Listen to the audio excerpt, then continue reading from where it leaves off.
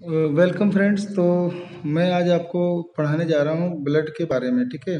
Blood blood माने रुधिर, रक्त, खून के बारे में जो क्लास 10th में है वो हम पढ़ाने जा रहे हैं। ठीक है।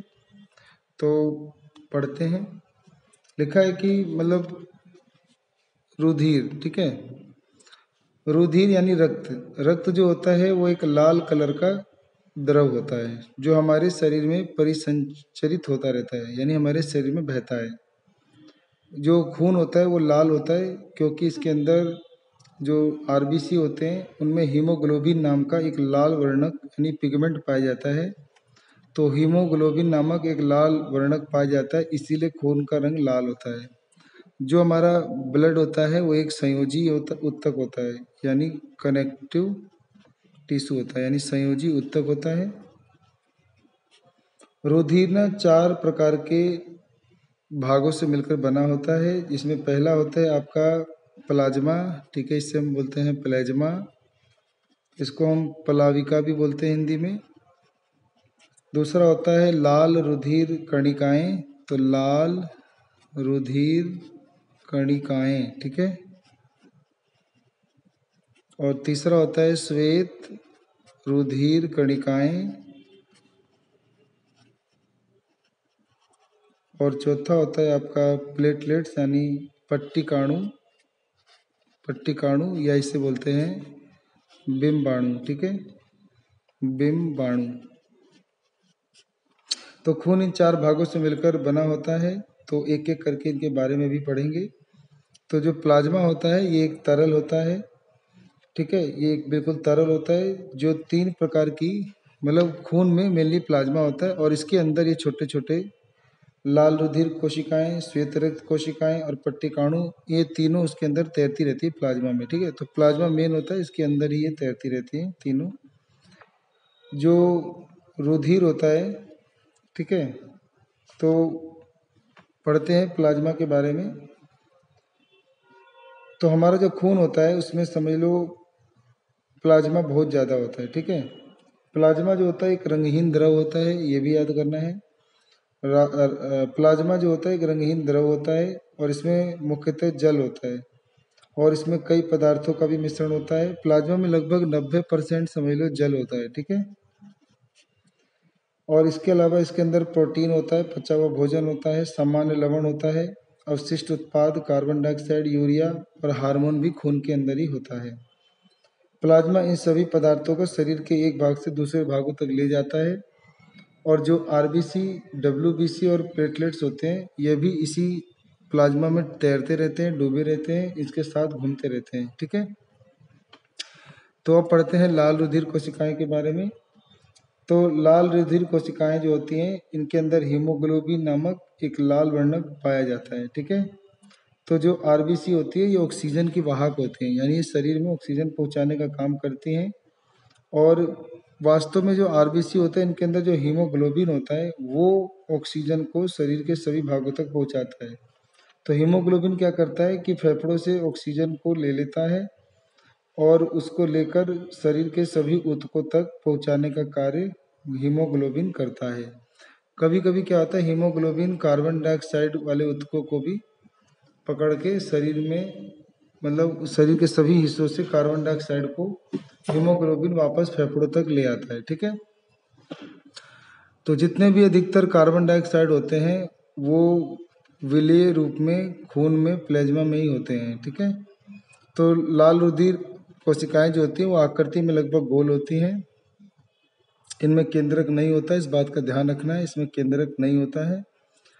तो लाल रुधिर कोशिकाओं को जल्दी जल्दी बनना होता है। ठीक है, क्योंकि ये काफ़ी समय तक जीवित नहीं रह सकती, इसीलिए इन्हें जल्दी जल्दी बनना होता है। तो लगभग जो आरबीसी होती हैं वो 4 महीना कह लो, 4 महीना या फिर ये 120 दिन लगभग जीवित रहती हैं। लाल रुधिर कोशिकाएं मतलब मेनली हमारे जीवन का कारण आरबीसी है। अगर आरबीसी नहीं हो तो हमारा जीवन खत्म हो जाएगा। याद करना इसमें केंद्रक नहीं है। मतलब मानो जो खून होता है उसमें लगभग 3 मिलियन आरबीसी प्रतिदिन मरते हैं। तो मतलब 3 मिलियन आरबीसी हमारा डेली मरता है और बनता है, और इससे 4 गुना, मतलब जितनी मरती है ना उससे 4 गुना जो खून होता है वो डेली हमारे अस्थि मज्जा में बनता है, यानी बोन मैरो, अस्थि मज्जा, हड्डियों, अस्थि मज्जा में यानी बोन मैरो में बनता है। तो इसीलिए जब किसी व्यक्ति के जीवन को बचाने के लिए हम रक्तदान करते हैं तो हमारे शरीर में जो खून की हानि होती है वो बहुत ही जल्दी 1 से 2 दिन में पूरी हो जाती है उस खून की कमी। तो इसीलिए खून दान कर देना चाहिए। कारण ये है कि खून दान करने में जो शरीर जितना खून कम करता है तो हमारे अस्थि मज्जियाँ उतनी तेजी से 4 गुना तेजी से काम करती हैं और आरबीसी को दोबारा बना देती हैं। एक होता है डब्ल्यूबीसी। डब्ल्यूबीसी बोलते हैं श्वेत रुधिर कोशिकाएं। ये संक्रमण से लड़ने का काम करती हैं। तो जो डब्ल्यूबीसी होती है वो संक्रमण से यानी रोगों से लड़ने का काम करती हैं और रोगों से हमारी रक्षा करती हैं। इसका कारण ये होती है क्योंकि श्वेत रक्त कोशिकाएं रोगाणुओं और बाहरी पदार्थ दोनों से लड़ने में हमारी मदद करती है और शरीर में जो भी रोग उत्पन्न होते हैं उसे रोकती है। तो ऐसा इसलिए होता है क्योंकि जो आरबीसी होती है इसमें रोग प्रतिकारक क्षमता होती है, यानी इसे एंटीबायोटिक बनाने की क्षमता होती है, और इस वजह से हमारे शरीर में जो भी संक्रमण या सूक्ष्म जीव आते हैं उनसे आरबीसी हमारे सैनिक की तरह कार्य करके उनसे लड़ते हैं और रोगों को दूर भगाते हैं। ठीक है। तो जो रुधिर श्वेत रक्त कोशिकाएं होती हैं इनकी आकृति समझ लो गोल होती है या अनियमित होती है। इसमें एक केंद्रक होता है, ठीक है, ये याद रखना है। और श्वेत रक्त कोशिकाएं जो होती हैं इनकी आकृति कई तरह की होती है, इसमें केंद्रक होता है। और डब्ल्यूबीसी की संख्या हमारे शरीर में आरबीसी की संख्या से बहुत ही कम होती है। तो डब्ल्यूबीसी हमारे शरीर में कम होता है आरबीसी की तुलना में। ठीक है। तीसरा पढ़ते हैं कि प्लेटलेट्स यानी पट्टिकाणु या बिंबाणु के क्या काम हैं।